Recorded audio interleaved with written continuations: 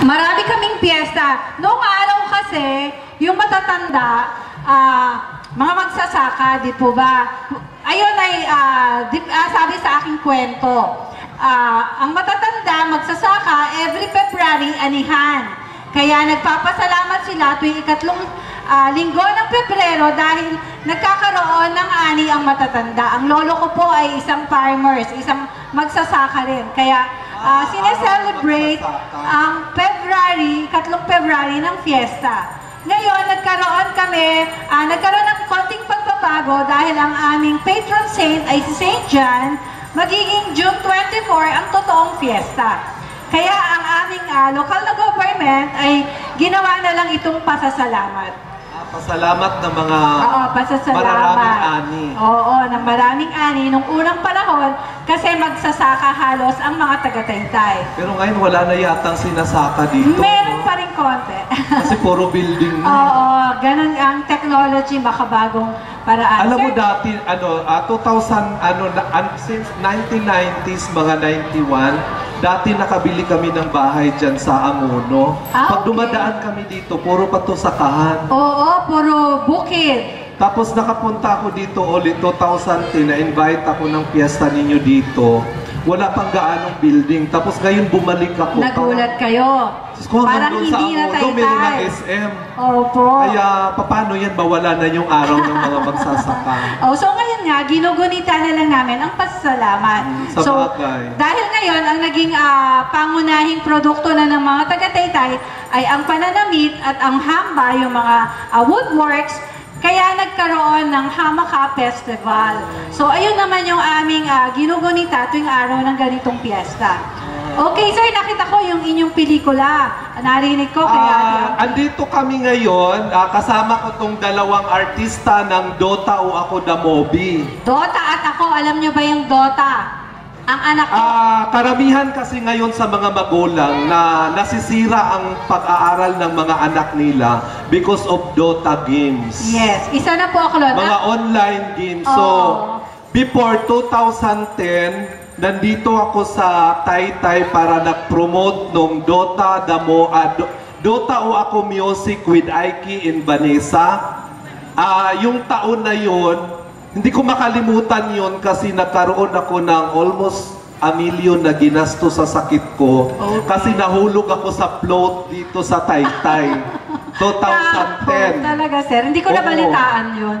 Oo, nabalian ako ng spinal column. Parang kasama din ako nung float ng 2010 kasi 2009 ako nanalo ng Mrs. Taytay, nagkaroon ng float. Bakit di ko nabalitaan? Okay na po naman kayo ngayon. Pero okay naman ako. Napagpatuloy pa rin as a producer.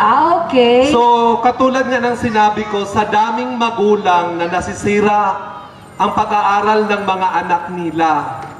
So, ako as executive producer ng Dota Philippines, kami rin po ang nagpapagawa ng mga Dota competition taon-taon. Online games, this coming December, ang Dota online games ay 7 category in the Philippines, 1 million ang grand prize bawat category. Grabe. So, kung sino yung Dota player dito na nakikinig, pwede ninyong i-like ang tncgaming.com. tncgaming.com. Oo, tncgaming.com. So, isa-search nyo lang yan. Isa-search ninyo. Doon sa Facebook? Sa Facebook po. Okay, sa Facebook. Pwede kayong sumali. Okay. So, ngayong darating na December, ang grand prize natin is 1 million bawat category, pero 7 category yung online games. Oo. Sir, isa-share ko lang kasi ang anak ko is animator. Ibig sabihin po, gumagawa siya ng mga cartoon movie. So, alam nyo, minsan ang pahinga niya, Dota. Nung napanood ko, international pala tong gaming na ito. International. Million ang pinananalunan. Kaya pala ganun ano yung mga bata ngayon. Sa ibang bansa kasi, ang online games is business. Yes, parang career. Actually, para siyang career. Yung ibang mga nakita ko sa internet, nakikita ko, napapanood ko. So, hindi lang pala siya basta lang laro. Na, hindi ba galit na galit ang mga nanay kasi Dota ka ng Dota, nag-aaral ka pa ba? Itong movie na ginawa ko, itinuturo sa bata kung paano ang tamang paglaro ng online games. Okay. Kung paano ang tamang paglaro ng Dota. Kasi kung tutuusin, ang Dota na laro ay pwede nating hanap buhay, pwedeng pagkakitaan. Yes, parang career. Oo, career talaga siya, hindi siya bisyo. Yes, hindi bisyo. So kung sino yung nakakapanood nung interview ni Jessica Soho last Sunday, siguro maalala ninyo na ako yung ini-interview ni Jessica Soho about Dota. Dota game. Kasi nung 2010, ginawa ko yung Dota music with Ike and Vanessa. Tapos ngayon, ginagawa ko ang Dota o Ako the Movie. Okay. Sino po ang bida sa ating Dota movie? Kasama ang bida dito si Lance Raimundo at saka Lance si Raimundo.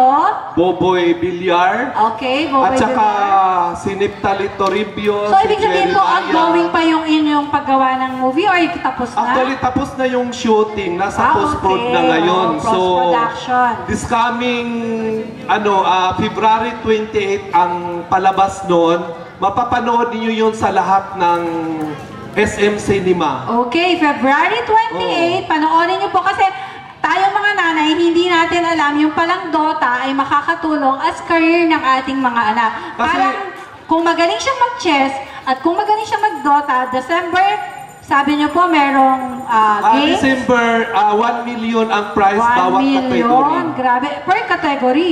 Per category kasi 7 category. Ah, ang so online 7 games. Oo. category. Grand prize, 1 million. Grabe. Tapos second prize, 750,000. Third prize is kalahating milyon, 500,000. Tapos lahat ng mga pricing consolation prize is 300,000. Wow! So ang papel dito, itong dalawang to, kababayan ninyo to, isa to sila sa mga nananalo dito sa lugar ninyo. Okay, kaya ko sila nakilala dahil nag-audition sila sa Peter Work Recording Company. Peter Work Record Production, ako po yun si Peter.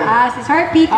Marami po silang nag-audition doon sa opisina ko sa Manila, doon sa may Visayas Avenue. So kaya sila nasama sa Dota. Ang papel naman nito ni Sa movie. John Lloyd, sa movie. John Lloyd, wow, ng may Dota o movie Ako ka the lang Movie. pala. Ang papel niya doon bilang anak ni Lance Raimundo at saka ni China Roses. Okay. Si Lance Raimundo ito yung naman po, kaibigan. excuse me si Lance Raimundo yung na-aksidente, Yung nalaglagan na-aksidente ng na nalaglagan ilong, ng- di oo, ba? sa ilong. Oo. Gumapo siya ngayon. Isa siya sa bida. Opo. Gumapo siya ngayon kasi medyo naayos yung ilong At saka ngayon, meron naman silang ginagawang movie uli. Sir, pwede Nasa kami Taytay mag-apply. kami. Baka pwede kami mag-apply, mag-audition ng mga Meron taga sila. Taytay. Tapos itong summer, ginagawa na naman yung another movie nila. Wow. Oo. Ang ginawa nilang movie ngayon, kung alam niyo yung Salamat Doc, Salamat, Doc. Napanood nung niyo Channel yan? 2. Channel 2. Oo, kasama sila doon sa Salamat Doc ng Channel 2 okay. na ginawa ring movie ngayon. Okay. So, ang ating showing ng Dota at Ako is on February 28, February 28. sa lahat ng SM Cinema. Opo. Panoorin niyo po, kasama ang ating Kasama ang inyong kababayan. kababayan. Okay, meron pa po kayo idadagdag, Sir Yun Peter? lang, ito lang idagdag ko. Direct kung pala sino yung- dapat. Hindi, Dapat producer po. Producer pala si Sir. Kung sino yung gustong mga anak na matulad sa kanila, di ba ang layo ko Quezon City? Oo. Sa Facebook lang kami nakakakilala. Tingnan nyo sa Facebook. Oo, sa Facebook lang yung Napaka-importante. mami nito. Bata pa to since 2010. Yes. Friend ko na to sa So, Facebook. 5 years ago. Ang 5 galing years ago, naman. nung time na nahulog ako dito, yun pa yung Buti na lang po, hindi kayo nadala at bumalik kayo rito. Naghahanap pa rin kayo ng aming local talent Ay, hindi na naman. susuportahan. Okay. Tsaka alam ko marami pang mga talent dito Adapted, na naka-apply sa adapted akin. citizen of Taytay na kayo. Ako magsasabi kay Mayor. Sige po, Sige. invite ulit kayo. Gusto nyo invite ang ating mga friends? Manood po kayo ng Dota o Ako. May marami po kayong matututunan doon. Kung meron po manonood, thank you na lang po. Salamat po. Salamat po. Thank you po. Thank you very much, Ate Ampli. Meron ba tayong susunod pa?